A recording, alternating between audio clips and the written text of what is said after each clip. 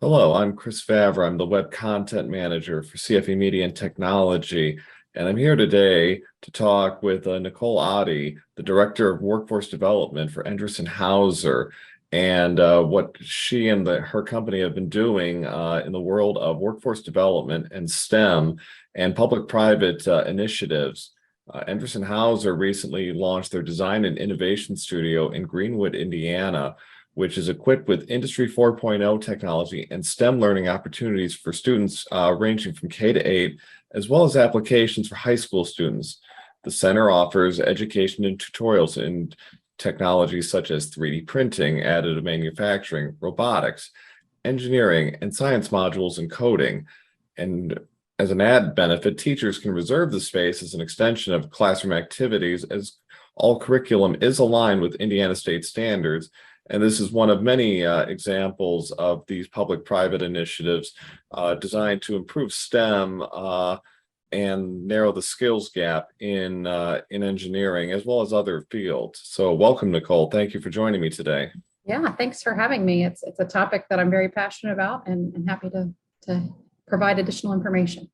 Yeah, likewise. We really pride ourselves on learning more about these kinds of programs from colleges and universities, as well as these initiatives that manufacturers do with other companies. So, I wanted to lead off with what inspired this partnership with the Purdue Indiana Next Generation Manufacturing Competitiveness Center. And can you explain some of the initial goals that Endress+Hauser had for this project? Yeah, absolutely. So I've been with Endress+Hauser since 2019. And of course, at the end of 2019 and beginning into 2020, we had the COVID pandemic, and there was a lot of, pulling back. But at that same time, we were also investing and increasing our continuum of opportunities for both K-12 and post-secondary opportunities. We had partnered with NMAC for some grants initially to help fund our internship program for college students. And we'd already funded that in the past. So we were utilizing those funds to establish a high school internship program here. And so we'd had some high school students come and shadow and do some shorter term internships, but that grant funding helped us to establish a paid internship for high school students in the summer or into the fall and spring of 2021. And so those college interns in the summer of 2020 helped fund those high school interns through the NMAC program. And then in the fall of 2020, when we were offering our Community Career and Education Forum, it's an event for 7th, 8th, and 9th graders that we've held traditionally in person. We were trying to figure out how are we going to create this event and make it virtual. And we also applied for some grant funding through NMAC and received a micro grant that helped us fund and create the platform to create this virtual event. So we still had this event where we engaged students with industry professionals and other manufacturing partners here in the area. They got some hands-on activities and things, but that grant funding helped us to do that in the fall of 2020. And then the further that we engaged with NMAC, we started hearing about these design and innovation studios. And we knew that there had been a few of them already in the state at different automotive manufacturers and several schools in the area north to us, south of us, but nowhere in our local area was one of these innovation studios. So we said, what if we were another industry partner? And we applied and were able to get the grant funding this past spring and then implement that innovation studio this past summer. We had some dry runs with it with the Girls Inc. group, and then we've had several other schools come through since then. But what that innovation studio did for us, and I'm going to pull up on the screen here just so you can see a little bit more in depth. Okay. Our continuum. You'll see this here on the first 2 pages. You're going to see a little bit of our K-12 exposure and experiences for students. So prior to the innovation studio, we didn't have, beyond just some classroom experiences and our CCEF, which was for 7th, 8th, and 9th graders, we didn't have that K through 8 or K through 5 experience and exposure. So the innovation studio really did give us the full continuum of K through 12 because it is like it's targeted through kindergarten through 8th grade, and we have some high school application, but the focus, the lessons, all of that are for those lower grades. And we're we're really excited to be able to now have that full pathway for experiences. So that's this document, and we'll share it with those that are viewing the program, anybody that wants to see this and see some of the options. And then if you go into the second page, you'll see some more of the partnerships and things that we do at the post-secondary level. So really the main goal for us was to provide that full continuum of early talent initiatives for our students and people in our area. Yeah, can you share that if you haven't already? Oh, my apologies. I clicked it. That's fine. There we go. Must not have gone. No, you're fine. Okay. Yeah. So on the left, you'll see the CCEF event. That's our Community Career and Education Forum that I mentioned earlier. That's always in person. And then all the way up to some high school apprenticeship programs that we're working on. But that innovation studio really did hit that sweet spot for kindergarten to 8th grade, which we weren't hitting much of prior. And then the second page has post-secondary opportunities as well. Right. And, Indiana, of course, has a some very strong engineering schools, chiefly the two Big Ten schools, Indiana and Purdue. And, I'm sure they were very keen to assist where they could as far as this program is concerned. Yes. So Purdue is our longest standing partner in terms of collegiate partnership. And of course, that's MAC is housed. They're partnered through Purdue University. And then we also have long-standing partnerships here in Indiana with Rose-Hulman and Indiana State University, as well as Ivy Tech. Very good. So for this project, were there specific goals Endress+Hauser had in mind, and did INMAC have specific targets or initiatives when putting together this design and innovation studio? Yeah, so our main goal, like I said earlier, was continuing that path of opportunities to get students at an early age exposed to a career. NMAC also provided the opportunity for us to create a replica in a design and innovation studio at one of our local schools. So we were able to, at the same time we were building our design and innovation studio, Indian Creek Intermediate School and elementary school were able to also embed a design and innovation studio in their school because they had a location. They already had a STEM teacher and a STEM class. They were able to build that into their regular schedule. In terms of expectations from INMAC, they want to make sure that we're inviting schools, that we have schools here on a regular basis. We plan to have the studio initially open 1 day a week, every Friday throughout the school year. But we know that once those days are reserved, we may need to open it up more days a week.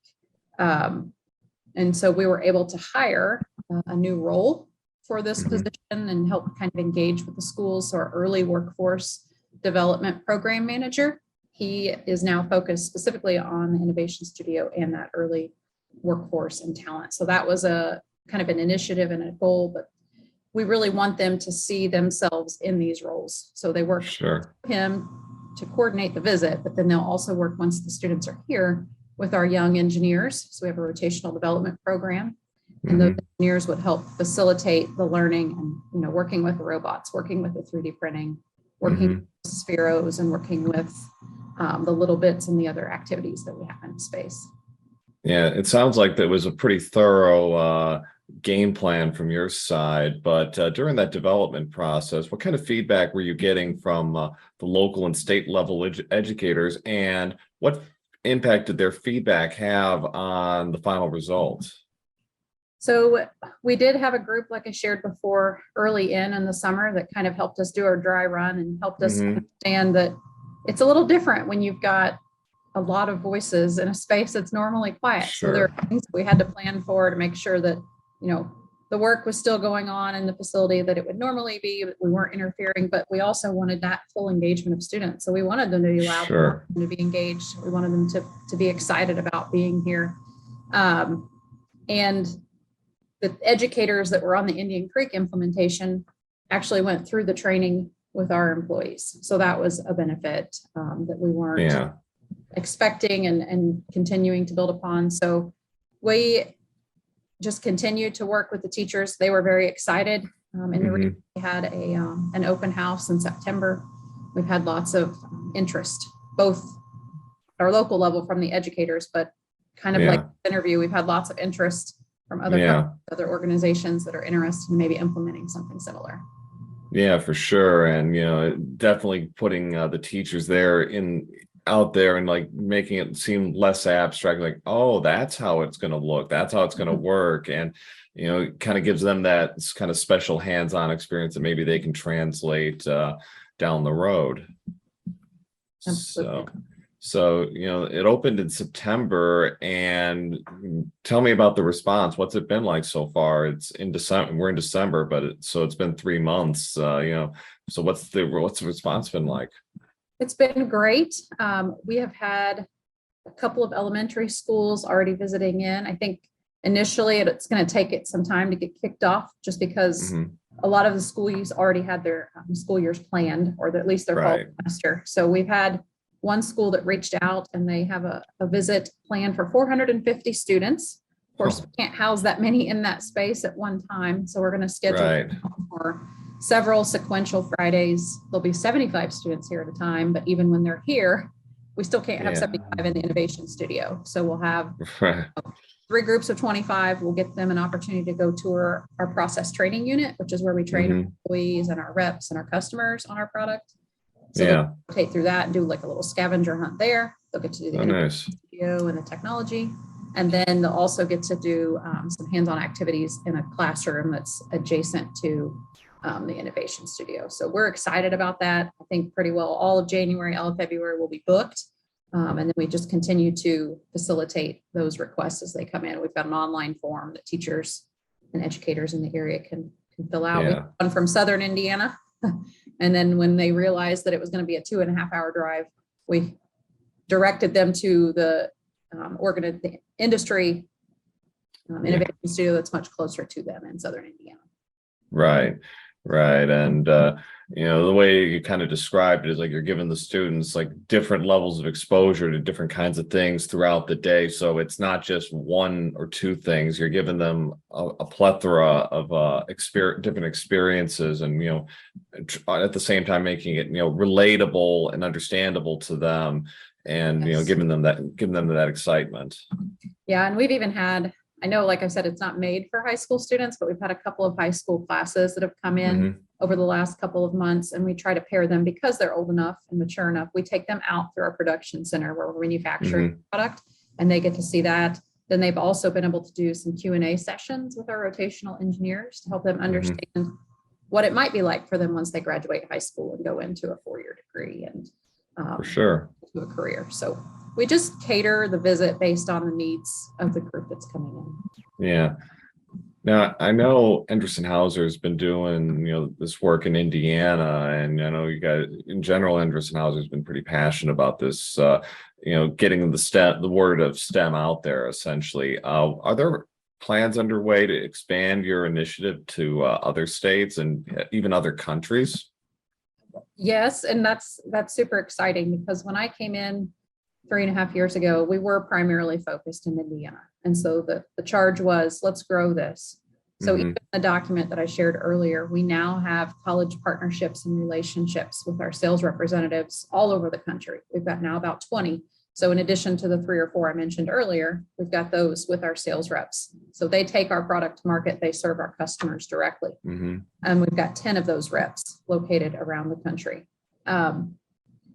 Taking it back even further into that K-12 realm, we are starting to initiate some of those conversations. We have some of those CCEF events that are getting ready to be started in places like Philadelphia and Mobile, Alabama. And then one of the reps that was up here this past fall when we launched our innovation studio, the rep out of Mobile, they are looking at specifically creating one of these innovation studios as well. So STEM Education Works is the organization that provided the technology through NMAC for the innovation studio, and they've already gone down to visit that facility in Mobile that's coming on board. We're excited about the growth for our reps in Mobile. We're excited about the growth of our innovation studio here in Indiana. And then also there are other companies here locally that are looking at these in surrounding counties.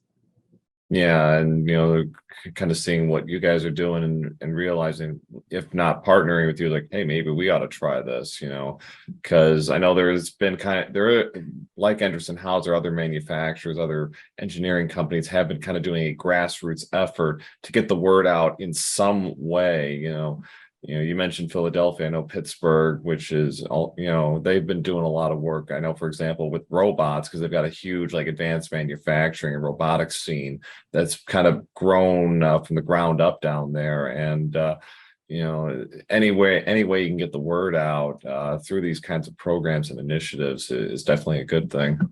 Yeah, every opportunity that an organization can take to create an awareness and exposure for students at an early age helps to change the mindset for things like STEM, trades, manufacturing, and the automation industry. We know, and we know it's a long game, so we're not going to have these for young kids and think that we're going to hire them the next day. Right. But we do know that by creating the impact and creating that awareness, that those students come back to us. I mean, we have students at our very first CCEF that are now in our apprenticeship programs. And we see students at college career fairs that have been engaged with us at prior years. So it's not about finding talent, it's about growing talent. Yeah. And, making them aware that, this is a possibility, and, it could be, a potential career path. And, it also certainly helps dispel a lot of those old narratives and images, because I know that's been a big mental block for a lot of people, going back 20, 30, 40 years. And old myths die hard, but this is a good way to kind of dispel some of that, especially with the advent of smart manufacturing and the IIoT really changing the dynamic of how manufacturing can operate on a day-to-day basis. Yes, absolutely. It's not dirty, dingy. It's not your mom or dad's former organizations that they work for. It's clean, it's advanced, and it's more than just engineering even. So showing students that we have business roles in marketing and HR and digital and IT, all these things in collaboration with these engineering and technical roles are very much necessary. Absolutely. Well, thank you, Nicole, for taking the time today to talk about this program. It sounds great, and part of I think, a larger effort on manufacturing to get out there and work with these organizations and with the educators to try and show what manufacturing really can be, and give students an idea of what their potential future could be. So thank you very much. Absolutely. Happy to do it. Collaboration is key. Yes, absolutely. So thanks all for watching. This is Chris Favra, web content manager for CFE Media and Technology. And thanks again to Nicole Otte from Endress+Hauser for this interview today. So thanks all for watching.